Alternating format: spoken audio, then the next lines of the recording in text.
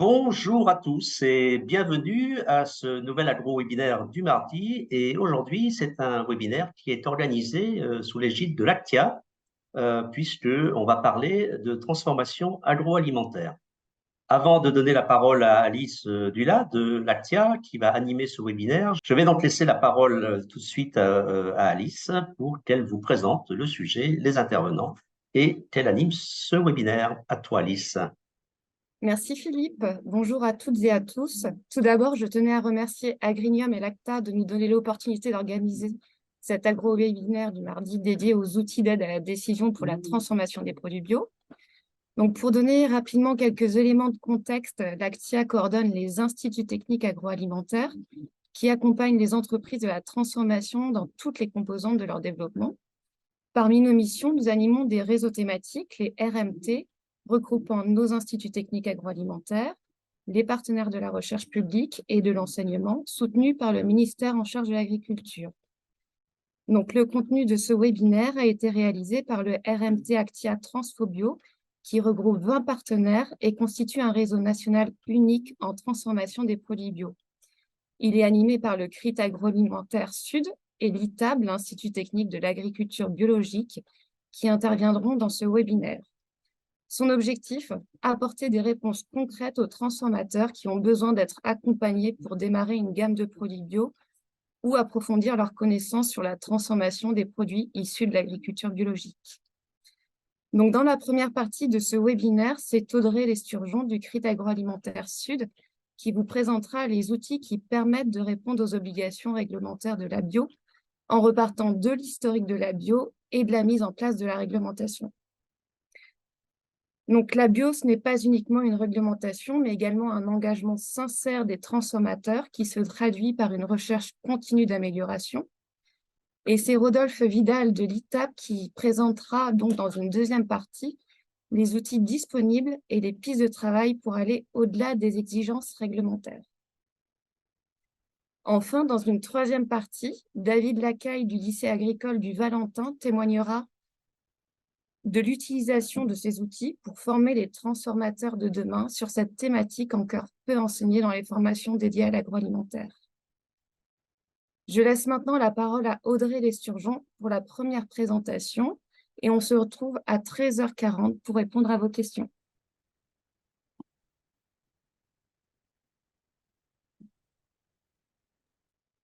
Audrey, tu peux mettre ton diaporama. Oui, alors bonjour à tout le monde. Je le mets ici. Voilà, normalement, ça doit fonctionner. Vous devez voir mon écran. Donc, bonjour à tous, Audrey Lesturgeon du CRIT Pas agroalimentaire. encore. Alors là, Audrey, on ne voit pas ton écran. Vous ne voyez pas? Non, non, non. Voilà, ça vient. C'est bon.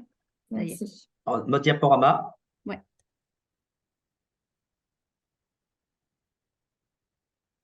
C'est bon. Super. Donc, je vais commencer dans le vif du sujet par vous présenter rapidement un historique très rapide de ce qu'est l'agriculture biologique.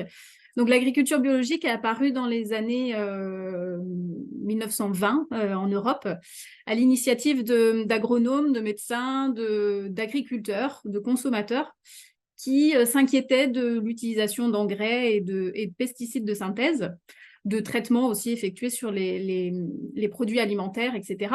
Et donc, qui s'opposaient à l'agriculture industrielle.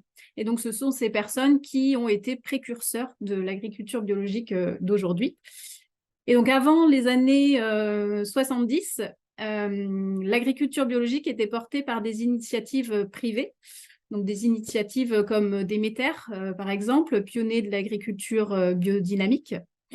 Par exemple, également, en 1958, il y a eu la fondation du GABO, le groupement des agriculteurs biologiques de l'Ouest, qui regroupait divers acteurs qui se positionnent contre le modèle de l'agriculture après-guerre. Et puis, c'est à partir des années 70 que l'agriculture biologique s'organise et a commencé à avoir une reconnaissance publique. Les premiers cahiers des charges français sont arrivés dans les années 70, et puis c'est à partir de 85 qui a été baptisé l'agriculture biologique avec la création du logo AB français, donc l'ancien logo AB français. En 1991, il y a eu les premières reconnaissances officielles de l'agriculture biologique en Europe sur les produits végétaux dans un premier temps. Et puis en 1999, ça s'est étendu sur les productions animales et également sur la création du premier logo européen. Et puis à partir de 2007-2008, il y a eu la publication des anciens règlements, 3 anciens règlements européens sur le bio. Et puis l'utilisation obligatoire du logo européen actuel qu'on connaît sous le nom de Rofeuille en 2010. Et puis il y a eu récemment un changement réglementaire qui est appliqué depuis 2022. Donc ce changement réglementaire actuellement, c'est le règlement que je vous ai mis ici, le règlement cadre 2018-848, donc qui est applicable depuis le 1er janvier 2022, qui couvre l'ensemble de la filière bio. Donc, ça part des semences, de la production agricole, de la transformation, de la distribution, en passant par les sous-traitants, etc. Et en complément de ce règlement cadre, il y a la publication de nombreux actes secondaires qui apportent des précisions quant à l'application de ce règlement cadre, prévu par ce règlement cadre. Donc, sachant qu'un acte secondaire peut traiter de plusieurs sujets, et qu'un sujet peut être traité par plusieurs actes secondaires. Donc, ça peut vite devenir complexe et on peut avoir facilement des difficultés à s'y retrouver, à retrouver tout l'ensemble des règlements qui régissent le bio. Et donc, du coup, pour ça, vous pouvez consulter la liste complète sur le site internet du RMT Transphobio. On met régulièrement à jour, donc on met la liste des actes secondaires en lien avec la réglementation bio. Donc, je vous ai mis ici un QR code vers la page du site du RMT Transphobio qui l'indique. Tous les articles du règlement cadre, des annexes, des actes secondaires définissent les règles pour l'ensemble de la filière bio, notamment pour les ateliers de transformation. Donc, par exemple, les entreprises agroalimentaires, mais aussi tous les ateliers de transformation qui ont une gamme bio. Et donc, les exigences du bio viennent s'ajouter à la réglementation générale. Et donc, de manière, je ne serai pas du tout exhaustive là, mais de manière très, très générale, les transformateurs de produits bio doivent, par exemple, respecter un certain nombre d'exigences, notamment engager vers des démarches administratives pour faire certifier leurs produits. Donc, par exemple, ils ont une obligation de se notifier auprès de l'agence bio. Il y a également une nécessité de s'engager auprès des organismes certificateurs pour être contrôlés et pour obtenir son certificat. Il y a également une gestion administrative et comptable, et puis la qualité et la traçabilité également à garantir. Donc, par exemple, il y a nécessité de tenir une comptabilité matière et monétaire. Il y a une nécessité de faire une analyse de risque, de trouver des substances interdites en bio, vérifier les certificats des fournisseurs, etc. Il y a également une nécessité, par exemple, d'adapter son système HACCP, d'adapter les procédures existantes, procédures de nettoyage, de stockage, etc. Également d'organiser la production pour éviter tout risque de contamination et tout risque d'erreur. Donc avec des contrôles à réception, avec une organisation du stockage, des flux, des plannings de production, etc. Il y a également beaucoup de règles sur le développement sur la partie formulation, donc développer des produits en suivant des règles de formulation qui sont assez précises dans le bio. Je vais y revenir sur cette partie-là. Et puis également indiquer des mentions supplémentaires obligatoires sur l'étiquetage, donc notamment indiquer quels sont les ingrédients bio, le logo européen qui est obligatoire également, le numéro d'organisme certificateur, et puis l'origine des matières premières agricoles, également obligatoire sur l'étiquetage. Donc là, ce n'est pas du tout exhaustif, mais c'est vraiment un résumé très rapide des exigences de la réglementation bio et des transformateurs, ou du moins des personnes qui ont un atelier de transformation en bio.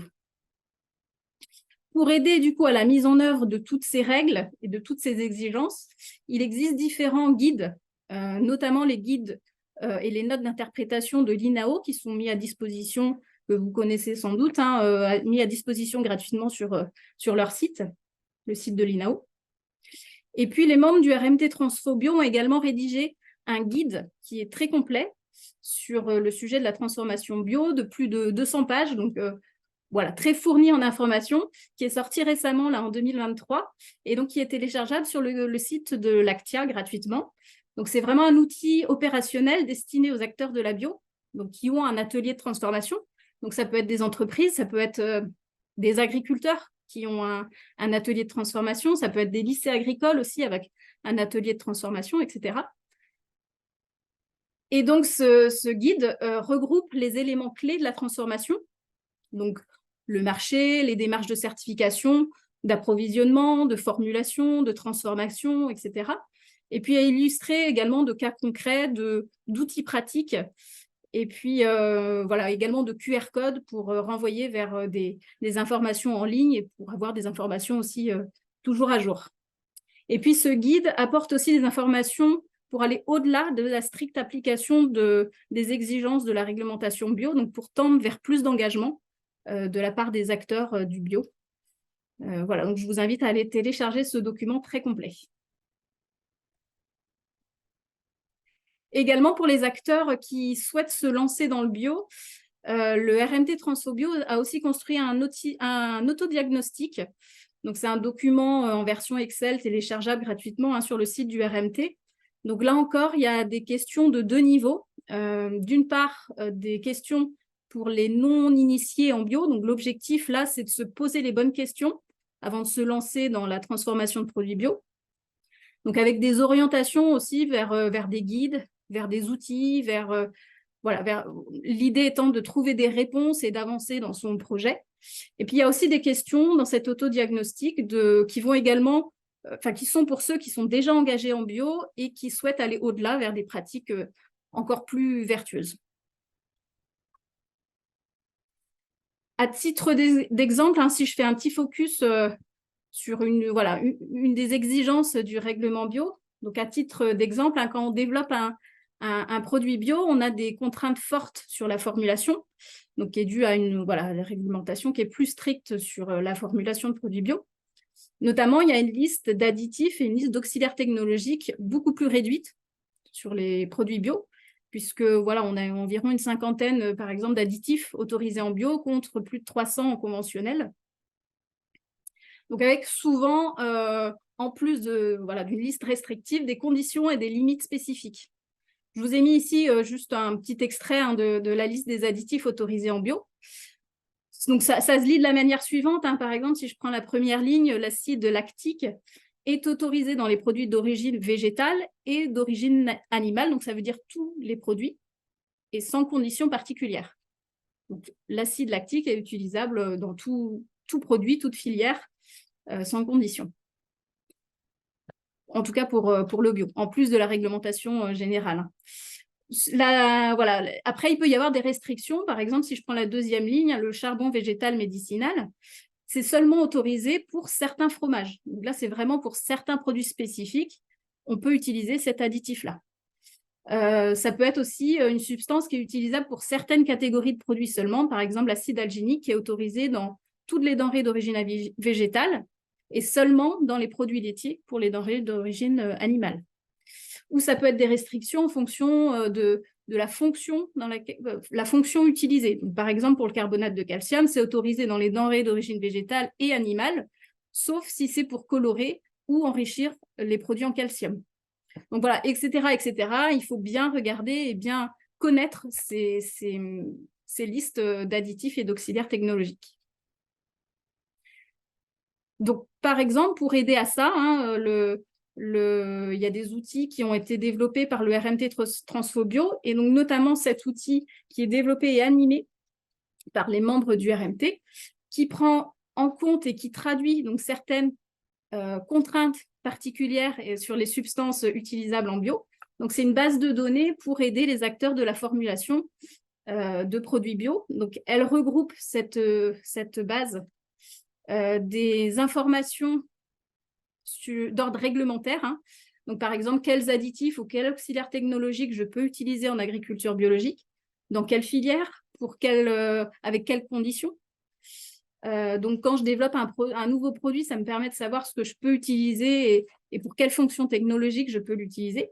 Puisque quand on fait une recherche dans cette base, on peut rechercher les informations par type de substance, donc auxiliaire technologique, ingrédient, additif, par fonction technologique, antioxydant, épaississant, etc., ou par filière, produits laitiers, produits carnés, boissons, etc.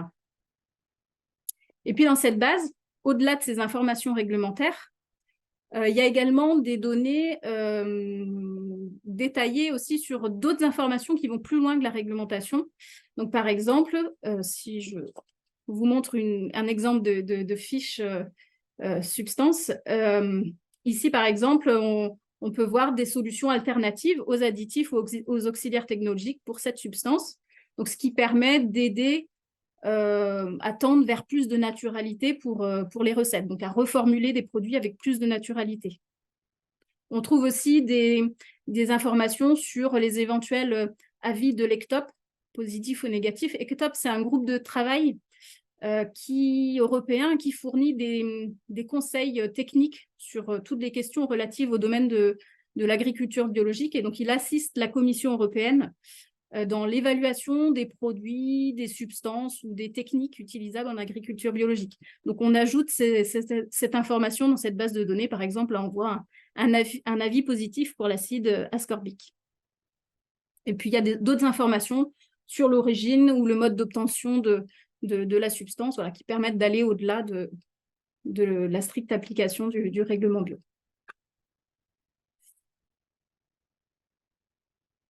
Puis pour aider aussi à la compréhension et à la mise en œuvre des exigences de la transformation bio, le RMT Transphobio a aussi développé 6 cas pratiques.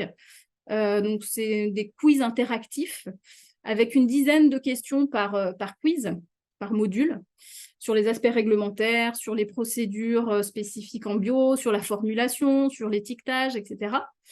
Et donc, les quiz peuvent être utilisés donc, soit pour s'auto-former ou pour tester un peu ses connaissances sur la transformation bio, ou aussi pour former de manière ludique, peut-être des étudiants, par exemple, ou des collaborateurs en entreprise. Voilà. Et donc, ces quiz ont été mis à jour avec la nouvelle réglementation, bien sûr.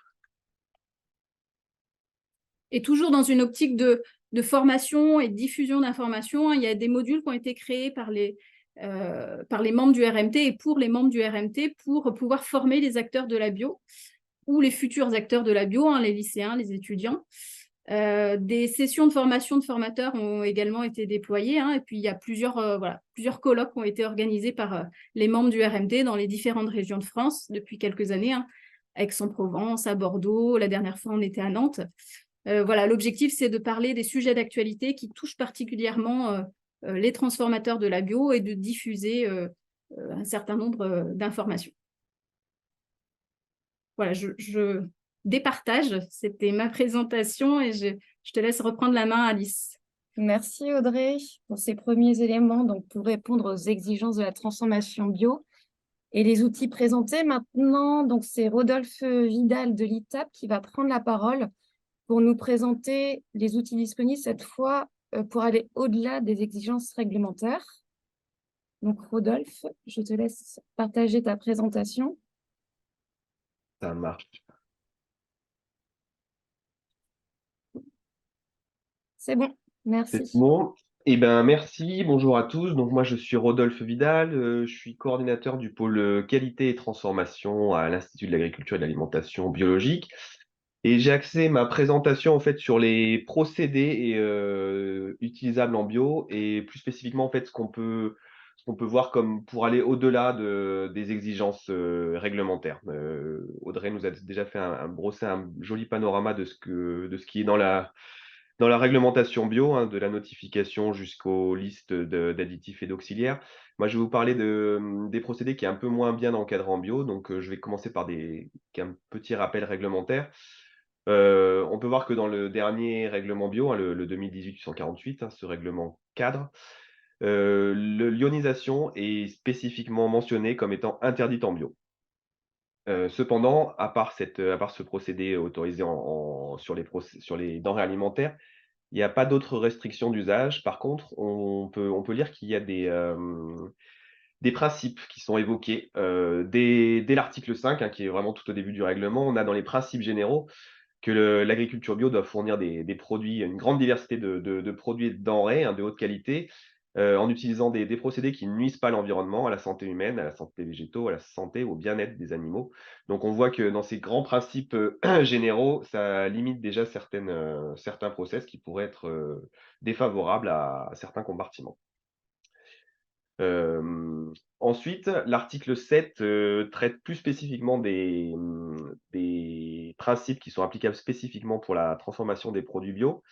Et là, on peut lire, surtout dans les paragraphes C et D, que la production de denrées alimentaires biologiques transformées repose sur les principes spécifiques suivants. C'est vraiment d'exclure les substances et méthodes de transformation susceptibles d'induire en erreur quant à la véritable nature du produit. Cette phrase, elle a été reprise telle quelle là, depuis plusieurs règlements. Elle n'est pas toujours très évidente à comprendre. L'un des exemples qu'on peut citer, en fait, pour appréhender un peu mieux cette notion d'induire en erreur quant à la véritable nature du produit, c'est par exemple l'interdiction des colorants ou des arômes artificiels. Par exemple, en l'occurrence, si on a une denrée alimentaire et qu'on met un colorant rouge pour faire croire qu'il y a de la fraise, ça, c'est typiquement interdit en bio. Et c'est pour ça qu'il y a très peu de colorants qui sont autorisés en bio. Et enfin, le paragraphe D qui dit qu'il faut transformer avec soin les denrées alimentaires et recourir de préférence, hein, c'est bien écrit de préférence, donc ce n'est pas contraignant, donc recourir à des méthodes qui sont biologiques, mécaniques ou physiques. Mais rien ne nous empêche d'utiliser aussi des procédés qui utilisent de la chimie s'il n'y a pas d'alternative. Pour rappel, les paragraphes A concernent l'utilisation d'ingrédients bio. Hein, pour faire des denrées alimentaires biologiques, il faut des ingrédients bio. Le paragraphe B, c'est la limitation des additifs, des auxiliaires techno et même des ingrédients fonctionnels. Et enfin, le petit E, qui est l'exclusion de tout ce qui est nanomatériaux et qui contient des nanomatériaux. Ça, c'est un ajout du dernier règlement qui n'existait pas dans les précédents. Donc en fait, on se rend compte que ces différents principes, en fait, ça recoupe les principes qu'on appelle les principes IFOAM, qui sont les principes internationaux de l'agriculture biologique, hein. L'IFOAM, c'est la Fédération internationale des mouvements d'agriculture bio et qui a défini 4 principes, hein, qui fait consensus dans tous les mouvements d'agriculture bio, hein, de la biodynamie à la bio, en passant par Nature et Progrès, Natureland et autres labels qui se revendiquent bio. C'est le principe de santé, le principe d'écologie, le principe d'équité et le principe de soin, hein, qu'on peut revoir, qui transparaissent à travers la réglementation, mais qui ne sont pas toujours extrêmement bien définis. Donc, on est obligé de se donner en fait des outils pour interpréter en fait ce cadre réglementaire. C'est pourquoi dans le cadre du RMT Transphobio, on a proposé un cadre d'évaluation des procédés. Et alors, comment est-ce qu'on a fait ça? On a en fait, proposé un cadre qui évalue les différentes étapes de transformation sur différentes dimensions, sur la dimension nutritionnelle, sensorielle, sanitaire, environnementale et socio-économique, afin de comparer différents itinéraires de fabrication et de voir quels étaient les impacts, de l'enchaînement des différentes opérations unitaires sur les qualités du produit. Ce cadre d'évaluation, il s'articule sur quatre étapes. Premièrement, la création du diagramme de fabrication, ensuite la définition des critères et des indicateurs, enfin la collecte des données et l'identification des étapes critiques. Alors, je vais vous montrer un exemple pour que ça soit un peu plus clair. L'exemple du pain, qui est un des produits qu'on a testé dans ce cadre d'évaluation avec le jus de fruits, le yaourt, qui sont d'ailleurs disponibles sur le site du RMT et sur le site de l'ITAB. Donc, par exemple, pour le pain, le diagramme de fabrication, on commence par établir un diagramme assez générique où on voit en fait les différentes opérations qui s'enchaînent, hein, à gauche, choix des matières premières, la gestion des cultures, le nettoyage, stockage, etc. Et pour chaque grande catégorie, en fait, on montre les différentes opérations unitaires ou les différentes alternatives qui se proposent à l'opérateur, au transformateur, en essayant d'être le plus exhaustif possible pour pouvoir identifier en fait des chemins qui enchaînent en fait les différentes opérations unitaires. Quand on a réalisé ce diagramme, il nous faut maintenant une grille, hein, d'évaluation. En fait, il nous faut des critères. Donc, pour le pain, on a choisi, on essaye d'utiliser à peu près de façon standard les 6 dimensions qui sont décrites ici, c'est-à-dire sanitaire, nutritionnelle, sensorielle, environnementale, économique et sociale. Sachant que sur le social, c'est très difficile d'avoir des indicateurs au niveau du produit, c'est plus au niveau de l'entreprise, hein, comme par exemple via la RSE qu'on peut plutôt faire une évaluation des qualités sociales. Donc si je reviens sur les dimensions qui sont évaluées dans le pain, donc sur le sanitaire, on a par exemple la conservation durée de vie du produit en jours. Sur la contamination, on a le développement des levures, des moisissures, les teneurs en mycotoxines, et cetera. Je ne vais pas toutes vous les décrire. En fait, cette liste, elle n'est pas figée, elle est évolutive, elle est en fonction aussi des besoins du transformateur et des objectifs en fait de ce transformateur, hein. S'il a plutôt envie d'axer un objectif de qualité sur la nutrition, il va plutôt enrichir ses indicateurs au niveau nutritionnel. Quand on a fait ça, avec une analyse plutôt bibliographique, hein, là, c'est quand même des diagrammes de fabrication assez génériques, hein, donc on a fait ça sur base bibliographique, des articles et des publications de vulgarisation. Ça nous permet en fait d'identifier des impacts sur les différentes dimensions. Donc là, je vais vous expliquer comment ça se lit. En fait, par exemple, sur les variétés de blé, il est du bleu au gris. Donc ça veut dire que la variété de blé va avoir un impact, suivant la variété, on va avoir un impact sur la nutrition et aussi sur le sanitaire. Nutrition en bleu, sanitaire en gris. Et, de la même façon, si on ajoute d'autres céréales de type seigle, camut, etc., on va avoir un impact sur la nutrition. Donc en fait, la coloration des petites cases nous permet de dire quel va être l'impact, quelle va être la dimension impactée de cette opération unitaire. Et ensuite, on a identifié en fait ce qu'on appelle les étapes critiques. En fait, les étapes critiques, c'est là où vous allez avoir le plus d'impact sur votre dimension. Donc, par exemple, on sait que les rotations sur le sanitaire et l'environnemental, sur le sensoriel et l'environnemental, ça va avoir un impact important. Donc, on a vraiment mis un petit point d'exclamation pour indiquer que s'il y avait un levier à activer, c'est vraiment sur ces étapes qu'on appelle critiques. Vaut mieux effectivement faire bouger ces cases avec les points d'exclamation plutôt que d'autres qui n'en ont pas. Vous aurez plus d'effet en fait sur la dimension souhaitée. Le fait de mettre une farine de type 150, de type assez complète, va vous permettre d'améliorer votre profil nutritionnel du pain. C'est exactement comme ça qu'il faut le dire. Et ainsi, on peut identifier en fait différents chemins. C'est ce que j'appelle des itinéraires de transformation en fonction de vos objectifs. Alors pour le pain, par exemple, on l'a visualisé ici. Par exemple, si on veut un pain qui a une qualité nutritionnelle la plus élevée possible, on va effectivement choisir certaines variétés de blé qui auront des bons profils nutritionnels. On va utiliser du levain avec une mouture sur meule pour garder le germe, avec un pétrissage manuel, un pointage long, etc. Donc ça va nous permettre en fait d'enchaîner les différentes opérations unitaires qui permettent de favoriser, d'optimiser la qualité nutritionnelle de votre produit. Et inversement, si vous voulez plutôt favoriser alors j'ai mis rendement économique, ça serait plutôt la rapidité d'exécution, en prenant des variétés de blé qui sont pétrissables mécaniquement avec des levures qui vont fermenter plus rapidement, et histoire de gagner un petit peu en temps pour la fabrication. Donc, suivant en fait les objectifs de transformateur, on peut identifier les chemins qui permettent d'enchaîner les différentes opérations unitaires. Ça peut être intéressant pour démarrer un atelier, mais ça peut être aussi intéressant justement pour optimiser un atelier qui existe déjà, soit en rajoutant une étape, soit justement en enlevant une étape. C'est ce que nous avons utilisé en fait dans le cadre d'un projet européen, le projet européen ProOrg, hein, qui s'est terminé il y a déjà 2 ans maintenant, dans lequel l'ITAB, l'Actia et l'INRA étaient partenaires. Donc c'est aussi une façon de faire vivre les partenaires du RMT. Les objectifs du projet, c'était de développer des outils et des stratégies, hein, pour aider les opérateurs et transformateurs, dont une partie qui était sur l'évaluation, en fait, qui se basait sur le cadre d'évaluation que nous avons développé dans le RMT. Il a juste été un peu plus simplifié pour qu'il soit non plus qualitatif, mais qu'il soit quantitatif ou au moins semi-quantitatif, pour pouvoir donner en fait des notes, Et du coup, on s'est focalisé sur 3 dimensions: la dimension environnementale, la dimension nutritionnelle et la dimension sensorielle.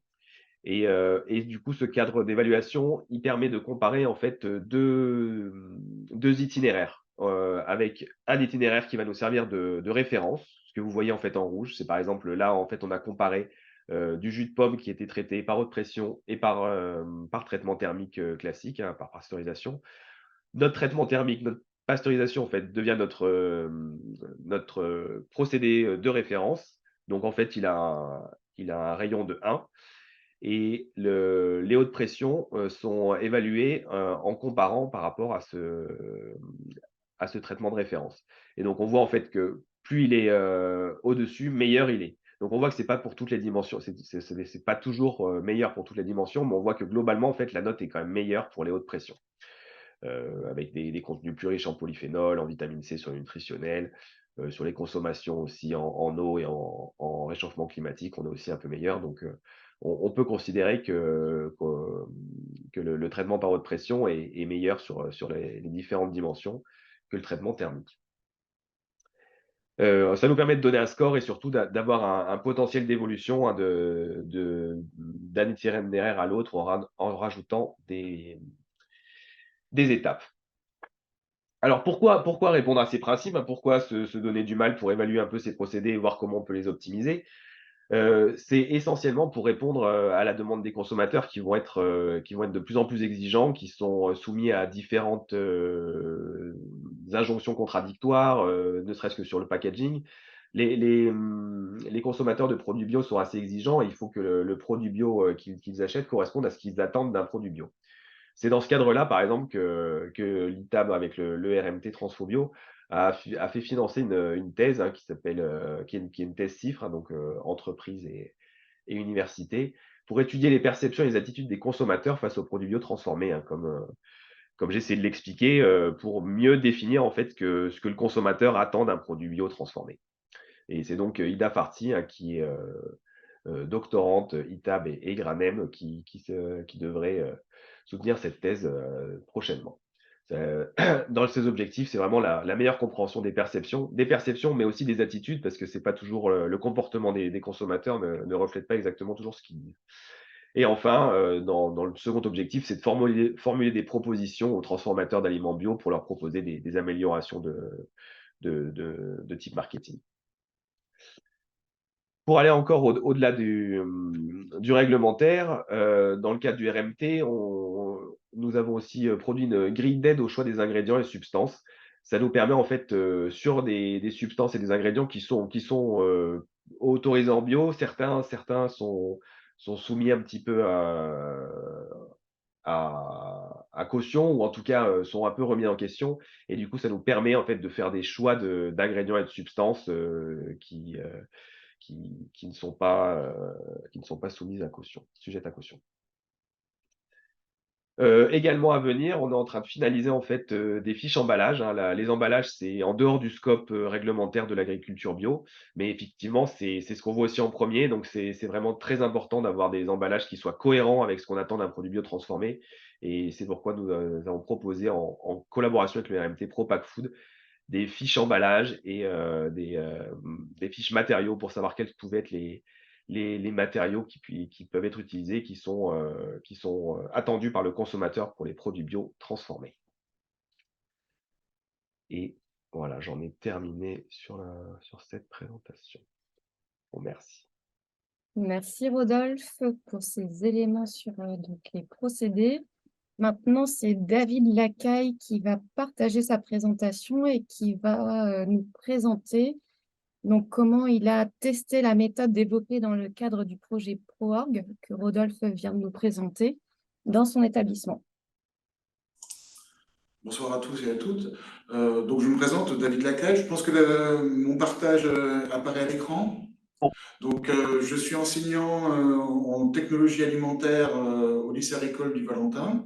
Et ce travail que je vais un peu vous présenter, c'est en partenariat avec des élèves, des enseignants et aussi en partenariat avec l'ITAB pour pouvoir construire une réflexion autour de procédés de fabrication. Donc, je rebondis sur ce qu'a pu dire précédemment Rodolphe Vidal sur le jus de pomme d'une manière haute pression ou pasteurisé classiquement. Nous, notre travail va se comporter juste sur 1 à 2 étapes de transformation sur lesquelles on avait une problématique. Donc, cette problématique, au niveau du contexte, c'est de réutiliser la méthode ProOrg en partenariat avec l'ITAB, qui est peut-être un moyen de décision, de choix que l'on va pouvoir faire ultérieurement. Ça a permis de mettre en relation des étudiants de BTSA, à l'époque c'était STA, maintenant Biocalim, dans un sujet concret autour de la performance d'un outil de transformation. Et ça a permis aussi de se projeter sur une création d'ateliers et une création d'un outil un peu en lien avec nos choix de transformation. Voilà. Donc ça, c'était un peu cet ensemble de contextes. Donc tout ce travail a été initié, si je ne me trompe pas, il y a à peu près 3 ans, sous l'impulsion de l'ITAB et de Madame Mébec. Ensuite, ça a été associé avec ma participation dans ce projet, qui était à l'époque un peu sur le développement d'outils en lien avec l'exploitation agricole. On a pu ensuite intégrer les élèves dans ce concept d'activité. Donc, ce que l'on faisait actuellement sous l'égide de l'exploitation agricole, qui devait fournir sur le territoire des purées de fruits ou des desserts de fruits, enfin, soit à des taux de sucre élevés ou pas en fonction de ce que l'on veut produire. Donc, on avait historiquement ce que l'on faisait dans nos ateliers, une étape de triage, de lavage, de cuisson, de raffinage, de sucrage, pasteurisation et conditionnement. De temps en temps, ça pouvait partir en surgélation si on en faisait des quantités plus importantes, et surtout pour les fruits de saison, quand on était plutôt abricots, nectarines, où les fruits étaient transformés et mis en surgélation pour être utilisés plus tard. Simplement, lorsqu'on utilisait cet outil de transformation, eh ben, on avait des problématiques de viscosité de temps en temps, on avait des problématiques de transport parce que tout se faisait d'une manière en port de charge, donc les conditions de travail n'étaient pas faciles, hein, tout à fait. Donc, il était important de pouvoir évoluer notre façon de faire afin de monter les quantités produites par jour, hein. Par exemple, lorsqu'on était sur l'ancien procédé, on faisait 200 kg de purée de fruits ou de dessert de fruits par jour, grand maximum. L'idée, c'était de multiplier par 4 la cadence et de monter à peu près à 800 kg, voire 1 tonne par jour. Donc, il y a une remise en question de notre façon de faire, et on a testé quelque chose où on intègre un broyage avant la cuisson. Voilà. Avant la thermisation à 60 degrés, on fait un broyage afin d'obtenir après un raffinage. Donc ça veut dire qu'on transférait un peu, on se demandait si le fait d'associer un broyage, une thermisation non plus à 90 mais à 60, ainsi qu'un raffinage, était équivalent, mieux ou pas du tout stratégique par rapport à notre façon de faire historiquement. Donc, cette méthode, on a utilisé la méthode ProOrg, et dans ce cas-là, on a dû établir des indicateurs, comme Rodolphe Vidal a pu préciser précédemment. Donc, les indicateurs peuvent être différents, peuvent être nutritionnels, social, sur les conditions de travail, peut être sur les caractéristiques physico-chimiques. Donc, on avait plusieurs critères. Alors, ces critères, on les a un peu décrits dans des diapositives qui suivent. Donc, on avait des notions de rentabilité, de durabilité, donc surtout sur des paramètres de temps, des temps de cuisson, des temps de nettoyage et des volumes de produits fabriqués. Voilà. Donc, alors, nos essais n'ont pas été faits sur des 200 kg ou des 300 kg de pommes. On faisait sur des lots qui correspondaient pas tout à fait à des journées d'activité, parce que il fallait intégrer les apprenants. Ils n'étaient pas toujours disponibles, ils avaient aussi des cours derrière. Donc, il fallait trouver un juste équilibre pour que nos tests soient représentatifs, sans que ça prend beaucoup de créneaux temporels sur la formation. On a quand même réussi à faire des choses tout à fait cohérentes et avoir des résultats satisfaisants pour pouvoir en tirer des conclusions.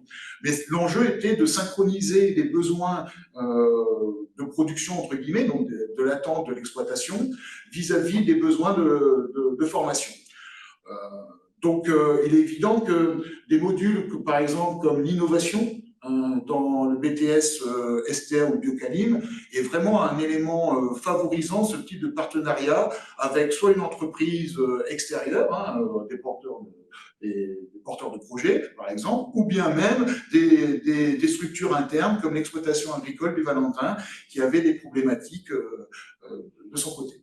Voilà. Donc, vous avez des comparaisons entre la technique ébullition, c'est ce qu'on faisait, c'est-à-dire qu'on cuisait les pommes entières jusqu'à 90 degrés et ensuite on raffinait. Donc, vous avez un peu les remarques. On était en temps de chauffage, on était quasiment à 160 minutes pour 100 kilos. On avait 80 minutes de nettoyage, des temps d'utilisation des appareils de 225 minutes. Donc, on avait des valeurs sur la partie ébullition.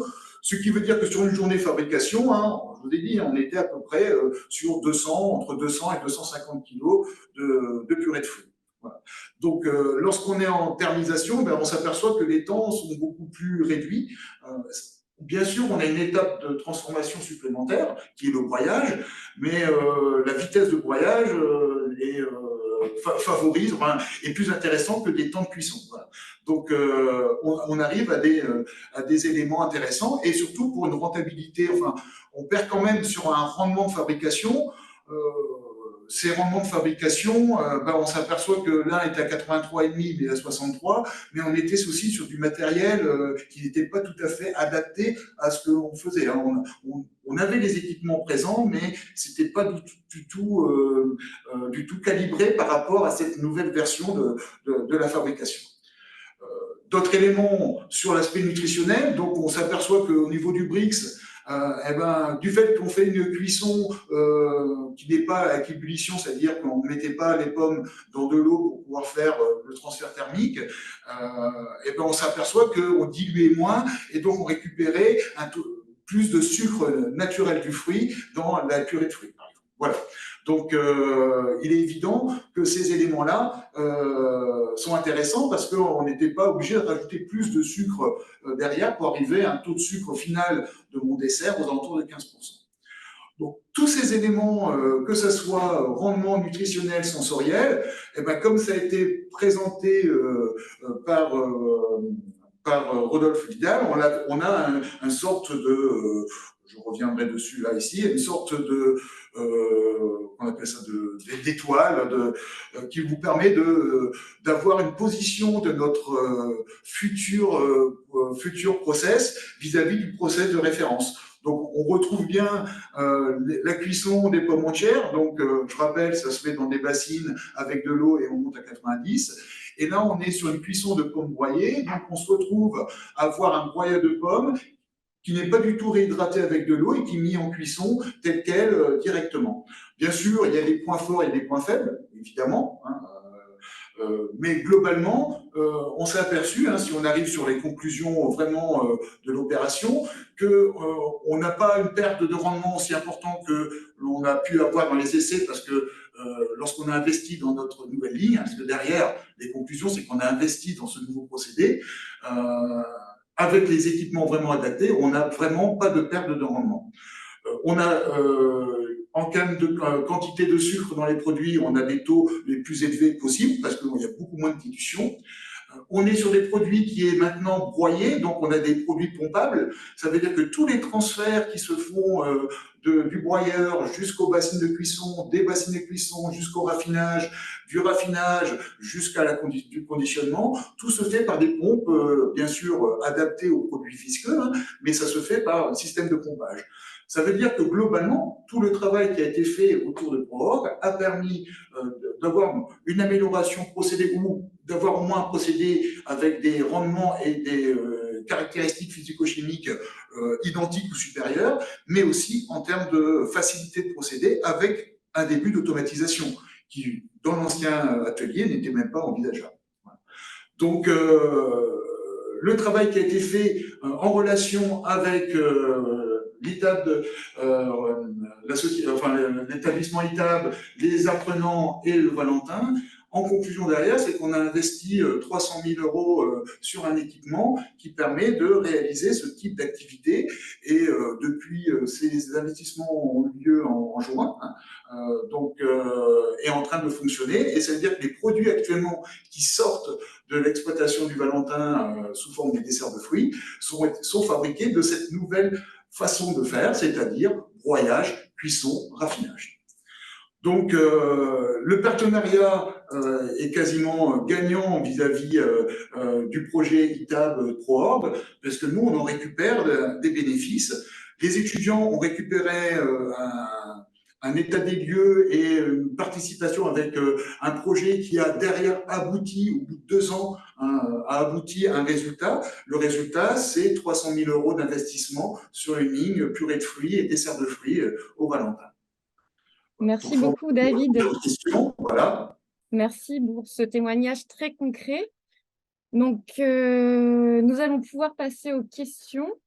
Alors, deux concernent l'étiquetage. Donc, on a une première sur les cahiers des charges privés. Donc, est-ce que les produits fabriqués avec les certifications type Déméter, Nature et Progrès ou autres cahiers des charges privés et plus complets que la réglementation bio européenne peuvent avoir le logo bio européen? Donc ça, je peux peut-être Oui, y Audrey? répondre. C'est souvent, ces cahiers des charges privés, type biocohérence, nature et progrès, etc. Il y a nécessité justement d'être un produit bio. C'est un prérequis. Donc, il faut être bio. Et donc, du coup, si c'est un produit bio, il y a nécessité de mettre le logo européen sur l'étiquetage. Alors, je ne sais pas si j'ai répondu à la question, mais... Compléter peut-être, il n'y a pas d'équivalence entre un Nature et Progrès, Déméter et le bio. C'est-à-dire que c'est pas parce qu'on est Déméter qu'on peut utiliser le logo bio. Il faut être Déméter et avoir la certification bio, comme le disait Audrey. Merci Audrey et Cyril. Donc, deuxième question sur l'étiquetage. Puis-je mettre une origine UE, non UE sur un pack si la matière sourcée a 2 origines possibles, une UE et une seconde hors UE? Je peux répondre du coup à ça aussi.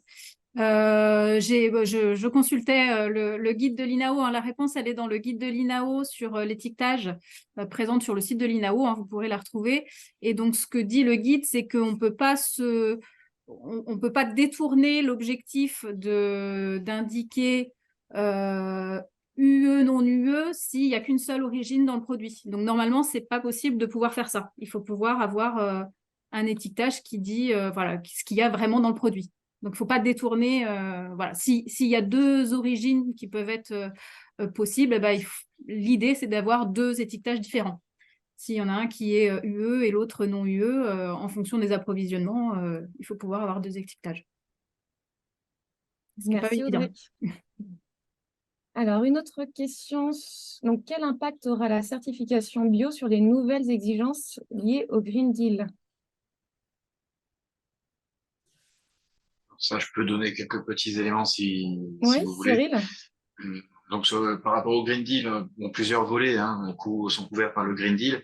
Les interactions entre la bio et le Green Deal, je dirais que un gros volet qui peut transparaître, c'est le volet de biodiversité, avec les impacts positifs de l'agriculture biologique sur la biodiversité. Bon, pas mal de méta-analyses dans ce sens.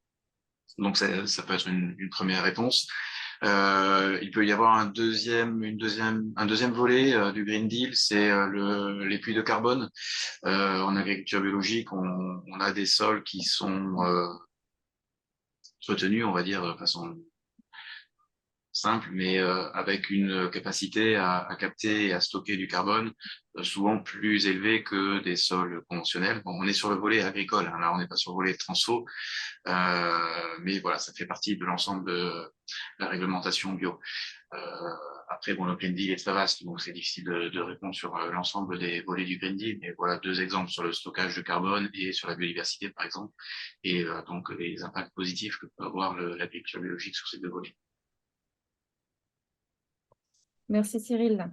Alors, on a une question donc, sur les procédés haute pression.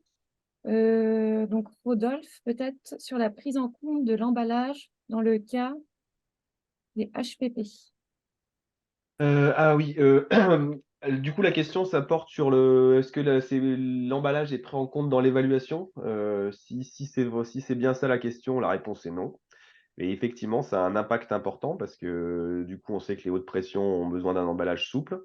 Et du coup, effectivement, ça a un impact direct sur le consommateur et sur ce que lui va en attendre d'un produit bio. Par contre, clairement, on l'a pas pris en compte dans l'évaluation que je vous ai montré. Voilà. Et est-ce que c'est quelque chose qui pourrait être pris en compte par la suite? Heu, c'est un peu plus difficile comme question. Potentiellement oui, mais c'est assez difficile, hein, d'inclure les emballages, surtout que là, en fait, c'est le procédé qui drive, qui nécessite un type d'emballage, en fait. Mhm. Donc Ce en qu'on fait, on peut n'a faire, pas c'est d'alternative possible. Mhm. Mmh. ce qu'on peut faire, c'est coupler ce qu'a évoqué Rodolphe sur les opérations unitaires et le procédé, et ce qui a été évoqué sur les fiches emballage qui sont faites en coopération avec le RMT ProPap Food.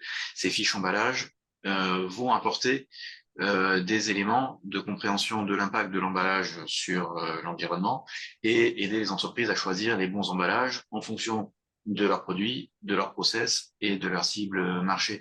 Donc, c'est une combinaison de deux outils, en fait, qu'il faudra travailler à ce niveau-là. Merci à tous les deux. Donc, une question sur les consommateurs. Donc, comment le consommateur a-t-il une idée de la qualité du produit bio et des procédés utilisés, j'imagine, pour évaluer les procédés utilisés? Là, je peux faire un début de réponse, hein, mais je laisserai mes collègues compléter. On se rend compte que le consommateur, en fait, il a quand même une idée assez arrêtée sur les procédés de transformation, même quand il ne les connaît pas. Et il a tendance à faire plus confiance à des procédés traditionnels, ce qui n'est pas toujours, ce qui peut être contradictoire, en fait, avec ce qu'on peut attendre d'un produit bio. Donc en fait, on voit que l'attente du consommateur vis-à-vis des procédés, utilisés est très différent du technologue, et c'est ça qui est assez difficile à faire matcher. Enfin, assez difficile en tout cas, ça demande, un peu d'effort pour faire, matcher les 2, hein, ce que peut faire le technologue et ce qu'il considère comme étant, quelque chose de positif et qui correspondent aussi à ce qu'attend le consommateur. Merci, Rodolphe. Cyril, tu veux compléter? Oui, peut-être par rapport à la thèse de Ida Fartil, c'est une question qui s'est posée dans le déroulé de la thèse, puisque quand Ida a posé la question au consommateur, enfin au démarrage en tout cas, et dans des préétudes qui avaient été faites avant la thèse, c'est vrai que le consommateur, il a très peu d'idées de ce que c'est que la qualité d'un produit tout court, d'un produit bio, de l'impact que peut avoir un procédé sur la qualité. Donc, dans la thèse, et Rodolphe, tu pourras recompléter derrière ce que tu connais mieux que moi, mais Ida a eu à faire un minimum d'explications de texte sur ce qu'est un procédé de transformation bio et faire des illustrations pour que les réponses soient cohérentes, qu'elles correspondent au sujet. Parce que c'est vrai que la connaissance des procédés de façon générique est souvent faible chez les consommateurs, avec des idées qui peuvent être préconçues, comme le disait Rodolphe. C'est pas parce qu'on a un procédé qui se fait à la maison qu'il va être meilleur qu'un procédé entre guillemets industriel. Le bon point, c'est que ça peut évoluer quand même. On peut faire changer aussi le consommateur en lui expliquant à quoi correspond le procédé. Donc, ouais, ça, c'est quand même assez positif. Merci pour vos réponses. Alors, donc on a une question sur donc la réglementation. Dans quel document réglementaire on peut trouver les procédés de décontamination autorisés, donc parasites toxoplasma sur matrice de fruits et légumes? Ça n'existe pas. Enfin, ce document alimentaire n'existe pas. Ça dépend sur quel type de produit exactement c'est et du coup, à quel niveau entre la production et la transformation, ça va s'appliquer. Je m'explique, on peut avoir accès à des biocides, on peut avoir accès à des additifs ou des auxiliaires. En fait, suivant où on va se positionner, quand est-ce que va avoir lieu cette décontamination, on va avoir différentes annexes qui pourront expliquer le cas. Sachant que ces annexes vont surtout, encadrer des substances. Donc tout ce qui est process, là je vois qu'il y a température, ça c'est du procédé. Ça ne sera pas encadré. Ça ne sera pas interdit, mais ça ne sera pas encadré. Voilà. Tout ce qui est javel, par exemple, voilà, le chlore, etc. Il faut aussi voir si c'est un procédé ou si c'est un auxiliaire technologique. Voilà. Si ça va être un auxiliaire technologique, par exemple, si on utilise du chlore sur des fruits et légumes, bah, ça ne va pas être autorisé parce que ce n'est pas listé dans la liste des auxiliaires technologiques présents en annexe du règlement, par exemple. Donc, il n'y a pas une liste toute faite, il faut vraiment réfléchir au Faut cas regarder par à cas. part. Hein. Voilà.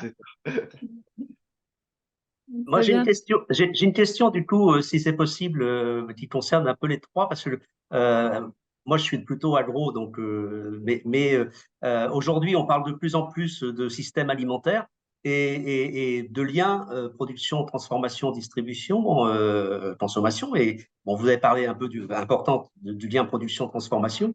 Mais effectivement, on voit bien que sur l'emballage, il y a un petit, voilà, il y a encore une petite, comment dire, il y a un peu des silos entre la transformation et l'emballage. Et du coup, sur la question de la distribution et l'approche de proximité, etc., voilà, est-ce que la bio devrait pas justement, dire que la transformation bio devrait pas intégrer de manière générale l'approche de l'empreinte carbone de la production à la consommation, peut-être plus que ce l'est, et par rapport à la question tout à l'heure sur le Green Deal, justement, est-ce que la question de l'empreinte carbone de la production à la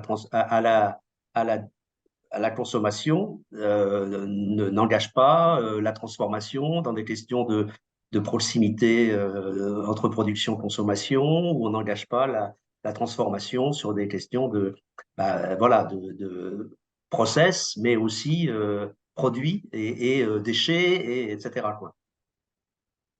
C'est un peu large, mais en tout cas, est-ce que au niveau par Je exemple, de la peux, formation, est-ce qu'au niveau de la formation, c'est des choses que vous abordez aujourd'hui? Est-ce que dans la R&D, il y a cette approche-là, puisque je sais que sur les produits innovants alimentaires, il y a quand même aujourd'hui l'emballage, par exemple, n'est plus distinct du produit. alors je peux donner l'expérience un peu de ce qui se passe sur le Valentin, puisque l'exploitation avait des pommes qui n'étaient pas transformées, hein, ils vendaient en première gamme. Sur le territoire, des restaurations collectives demandaient des choses autour de la transformation des fruits comme les pommes. Donc le projet territoire qui a été mis en place, c'est que le Valentin producteur va être aussi transformateur, mais on n'a pas encore passé l'échelle de la distribution. Pour l'instant, la distribution de nos produits est toujours confiée à des spécialistes parce que c'est quand même quelque chose de particulier. On a décidé de ne pas commencer sous cet axe, mais je pense qu'à moyen terme, peut-être à l'échelle de 5 ans, peut-être 6 ans, on va devoir peut-être intégrer une partie de la distribution afin de pouvoir montrer peut-être que le gain en carbone va être un moyen de valoriser peut-être d'une autre manière les produits d'origine biologique. Pour l'instant, on n'y est pas. Notre projet ne va pas jusqu'à la distribution, mais ce sont des questions qui nous ont où on a été sollicité sous cette forme. Et donc, peut-être qu'à moyen terme, on va aborder cette partie de distribution. À savoir que c'est quand même un métier encore un peu à part. Donc, et on n'a pas nous, au Valentin, on n'a pas d'historique autour de ce point-là, à part des formations autour de la technique de commercialisation. Mais ça nécessite aussi de la gestion de stock, donc des éléments un peu plus poussés. Pour l'instant, on n'a pas encore fait le pas. Voilà. D'accord. Merci, David. Est-ce qu'on a le temps pour Oui, une ou deux questions, Philippe ouais, allez, Vite fait c'est des toutes petites questions, donc merci de alors, répondre. sur les microalgues, est-ce que quelqu'un peut répondre à la question? Donc, est-ce que les microalgues sont susceptibles d'avoir une certification bio? Et où peut-on trouver les exigences recommandations applicables aux microalgues et produits associés? Ça Alors, continue, est-ce hein, que quelqu'un a des ça éléments? continue, hein, Ouais. vous pouvez y aller. Oui, alors moi, je ne connais pas vraiment cette filière-là, donc oui, mais voilà, je ne sais pas si quelqu'un... Oui, Si juste pour Rodolphe, Quelqu'un a des éléments de compléter, réponse? Je sais pas effectivement si c'est des micro-algues. Je sais que sur les produits où on avait des difficultés d'approvisionnement, l'ex-annexe 9, qu'on pouvait, les produits qu'on pouvait utiliser en non bio, dans les produits bio, il reste des algues, en fait. Mais je sais pas si c'est des micro-algues. Donc, Par exemple, la spiruline, maintenant, doit être certifiée en bio, en fait, par exemple. voilà. Donc, il y a des exigences. Après, je connais pas du tout j'ai jamais travaillé sur cette filière, donc Mais c'est tout à fait possible, ouais, pour moi. voilà. D'accord, merci. Et dernière Merci. question. Ouais, bah vas-y. Savez-vous savez-vous si l'annexe 4 du règlement 2021 1165 sera bien mise à jour avant le 1er janvier 2024? Du coup, c'est l'annexe sur les produits de nettoyage et désinfection dans les ateliers de transformation. Donc ça, les dernières nouvelles disent que ça va être repoussé de 2 ans, je crois, je sais plus, Rodolphe, c'est ça, hein, 2 ans. 31 décembre 2025, oui. Non, Donc on ça n'aura pas sortira encore la pas liste. au 1er janvier. Ce ne sera pas au 1er janvier. Très bien, merci Merci. pour vos réponses. Et donc, j'ai mis le site Transobio dans le chat et vous avez aussi nos contacts si vous voulez plus de renseignements. Merci beaucoup, Alice. Merci beaucoup à tous les quatre pour vos interventions et la réponse aux questions. Et donc, on a un peu dépassé, mais pas beaucoup. Donc, je vous rappelle que le cycle continue. La semaine prochaine, on revient sur la thématique sobriété et on abordera la question de les intérêts des technologies numériques dans la sobriété énergétique. Je vous souhaite une bonne semaine et puis à très bientôt pour ceux qui sont fidèles. Au revoir. Merci, au revoir. Au revoir.